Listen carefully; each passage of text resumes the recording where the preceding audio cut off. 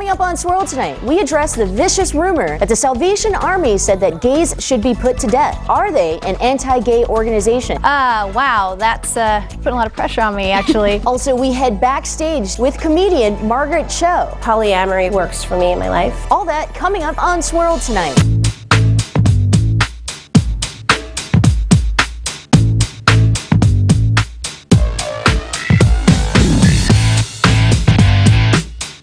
Welcome to Swirl, your A through Z, covering the LGBT, LMNOP, and everyone in between show.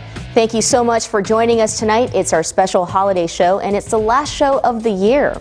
We're going to get straight into our mega interview tonight. There's rumors circulating around social media right now that the Salvation Army, or someone from the Salvation Army, had said that gays should be put to death. The Salvation Army has had some history with anti-gay sentiments and feelings. So we decided to speak to Lainey Hendricks, who's the spokesperson for Salvation Army here in this area. Let's get to it. Is the Salvation Army an anti-gay organization? Lainey, thanks so much for being with us tonight.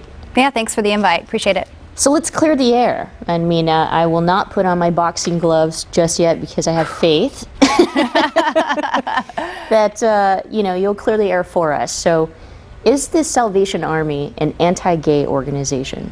Absolutely not. And I want to thank you again for giving the Salvation Army the opportunity to respond to a lot of these concerns that we've been hearing from the local LGBT community.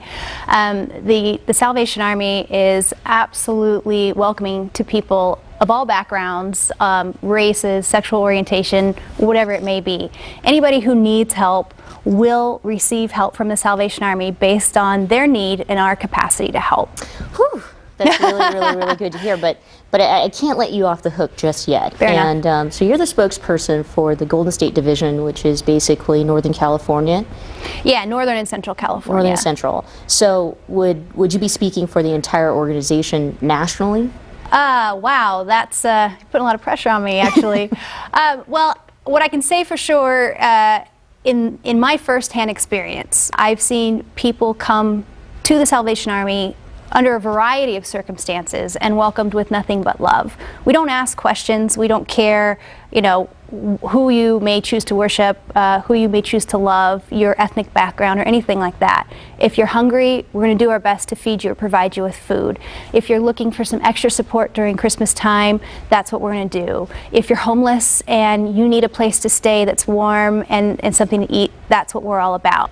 Back in 1998, the Salvation Army actually had declined a contract with the city, San Francisco, because we have a policy to provide same-sex benefits. Now, I know it's a long time ago, and progress has been made, and sometimes organizations get a lot of flack because of one executive who has made a decision. I mean, I just have to make sure that I cover my tracks for our community. Sure. That maybe perhaps there was some form of anti-gay sentiments because of the religious organization, but is it safe to say that the organization is progressing and moving forward? Yes, absolutely. When it comes to hiring and same-sex partner benefits, we absolutely provide those to the letter of the law and comparable with a lot of big corporations that you would find here in the Bay Area or the state of California. That's great. It's such great news to hear this, because I know that there's some articles out there that's circulating even on Facebook about and we know that it's a hoax now because you've clarified it for us, but someone was saying that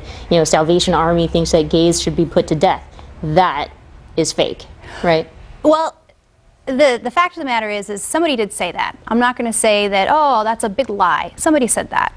And it's really unfortunate, because the moment it was said, the Salvation Army was like, whoa, no, wait a minute. That's not who we are. And that is absolutely not what we believe.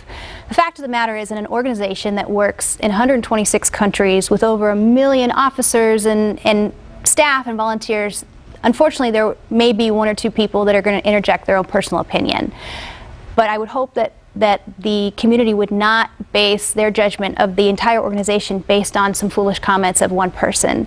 And what I would love to extend to you and your viewers is, if somebody here in the Bay Area or even elsewhere has experienced discrimination from the Salvation Army, please let us know, because we absolutely do not stand for that, and we take all claims of discrimination very, very seriously. This is really great, and I'm so glad that you came here on Swirl to clear the air, just as all these rumors are headed out that way because it's the holidays. So speaking of the holidays, and there's the bell ringers. We always see them out in the grocery stores, and they're out there in the cold, and they're really there volunteering to raise funds and donations for those in need. So let's just turn our attention to the Red Kettle campaign. Talk to us about the work that you do during the holidays. Where do the donations go?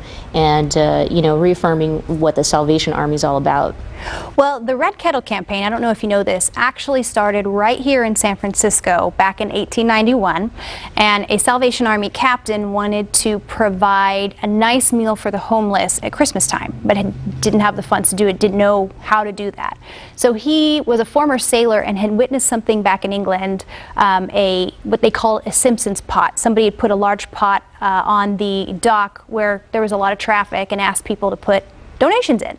So he got permission from the ferry landing. It actually happened at our ferry landing where it is today.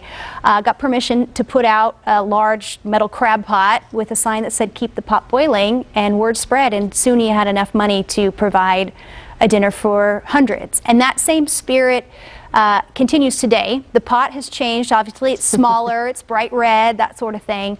But the idea behind the Red Kettle campaign is taking care of those in need locally. And donations to the Red Kettle stay in the local community where those donations were made. Awesome. Lainey, happy holidays. Same to you. Happy holidays to you and all your viewers.